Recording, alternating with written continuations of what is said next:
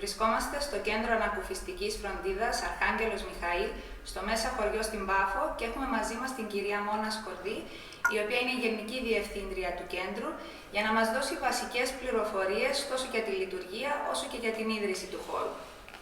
Κυρία Σκορδή, αρχικά θα θέλαμε να μας εξηγήσετε τι ακριβώς είναι ένα κέντρο ανακουφιστικής φροντίδας και σε ποιους παρέχει τις υπηρεσίες του. Μάλιστα, καταρχήν θα ήθελα να σας ευχαριστήσω που ήρθατε εδώ κοντά μας σήμερα και να πούμε έτσι λίγα πράγματα για το κέντρο εδώ. Λειτουργούμε εδώ, έχει από τον περασμένο Ιούνιο το κέντρο εδώ και φιλοξενούμε άτομα με ανίατες ασθένειες, στις οποίες η θεραπεία πια έπαψε να λειτουργεί. Αυτές οι ανίατες ασθένειες μπορεί να είναι οποιασδήποτε φύσεως, μπορεί να είναι για καρκίνο, για motor neuron disease, για Alzheimer's, οποιασδήποτε ασθένειες ανίατης μορφής. Φιλοξενούμε εδώ τους ασθενείς για ορισμένο χρονικό διάστημα, έναν περίπου μέχρι 2 με 3 εβδομάδες, το maximum εδώ, και είναι εντελώς δωρεάν. Μία από τις ασθένειες που έχετε αναφέρει είναι ο καρκίνος. Υπάρχει συνεργασία με το Ογκολογικό Κέντρο της Τράπεζας Κύπρου ή οποιοδήποτε άλλο οργανισμό? Μάλιστα, έχουμε άψογη συνεργασία μαζί με το Ογκολογικό Κέντρο της Τράπεζας Κύπρου στη Λευκοσία και στη Λεμεσό, όπως επίσης και με όλα τα γενικά νοσοκομεία όλων των πόλεων, γιατρούς, διάφορα άλλα κέντρα που μπορούν να στείλουν ασθενείς, να παραπέμψουν ασθενείς σε εμάς. Επίσης, σχετικά με το Ογκολογικό Κέντρο, εδώ κάνουμε και μεταγγίσεις αίματος των ασθενών του Ογκολογικού Κέντρου, όπου μας στέλνουν το αίμα από την προηγούμενη μέρα, που έχουμε ειδικό ψυγείο που μπαίνει το αίμα του ασθενούς μέσα και μπορεί να έρθει ο ασθενής εδώ ό,τι ώρα θέλει για να κάνει την μετάγγιση αίματος.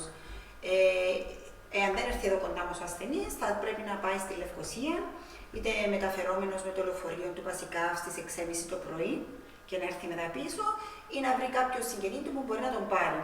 Γι' αυτό, από ό,τι καταλαβαίνετε, για τον κόσμο της Πάφου είναι μεγάλη ευκολία. Μάλιστα. Υπάρχει παιδική διακόσμηση στο χώρο. Έχετε υπνοδωμάτια για παιδιά? Βεβαίως. Έχουμε σύνολο 9 δωμάτια. Τα 2 δωμάτια είναι για παιδιά και είμαστε το μόνο κέντρο ανακουφιστικής φροντίδας στην Κύπρο που έχει άδεια για παιδικά δωμάτια. Μπορούμε να φιλοξενήσουμε οποιαδήποτε ηλικίας παιδιά και επίσης οποιασδήποτε ηλικίας ασθενείς. Όσον αφορά τους συγγενείς των ανθρώπων που έρχονται εδώ, έχουν δυνατότητα παραμονής ή κάποια ψυχολογική στήριξη? Μάλιστα, υπάρχει μεγάλη στήριξη και για αυτούς που φροντίζουν τους ασθενείς και για τους συγγενείς. Και επίσης, πολλοί ασθενείς μπορεί να έρθουν κοντά μας για παρηγορητική φροντίδα, να μείνουν κάποιο χρονικό διάστημα, 1 στις 2 εβδομάδες, και μετά να πάνε πίσω σπίτι τους για να είναι καλύτερα.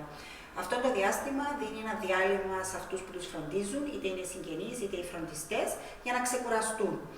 Όμως, αν κάποιος συγγενής, είτε είναι μητέρα είτε σύζυγος, θα ήθελε να μείνει μαζί με τον ασθενή, παρέχεται αυτή η ευκολία, διότι είναι ένας ασθενής σε κάθε δωμάτιο και μπορούμε να προσθέσουμε ένα έξτρα κρεβάτι για τον συγγενή που θα ήθελε να μείνει μαζί του.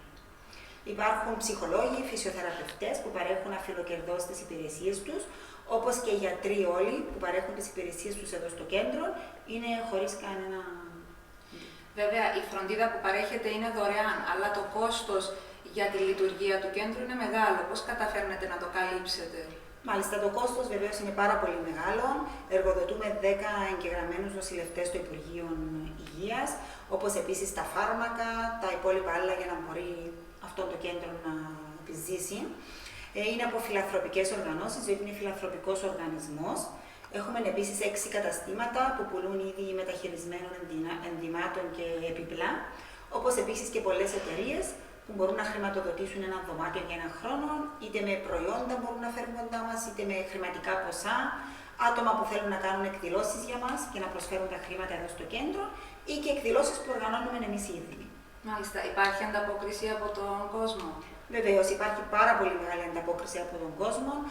Στις αρχές, πριν πάρα πολλά χρόνια, όταν ξεκίνησε να οργανώνεται αυτό το κέντρο, είχαμε πάρα πολύ μεγάλη υποστήριξη από τους Άγγλους που έμεναν στην Κύπρο, γιατί ήξεραν ακριβώς αυτά τα κέντρα από την Αγγλία, από το εξωτερικό. Όμως αγκαλιάστηκαν και από τους Κύπριους και από όλη την Κύπρο, μπορώ να πω, όχι μόνο από την Πάφο, που ο κόσμος απλόχερα προσφέρει τη βοήθεια του.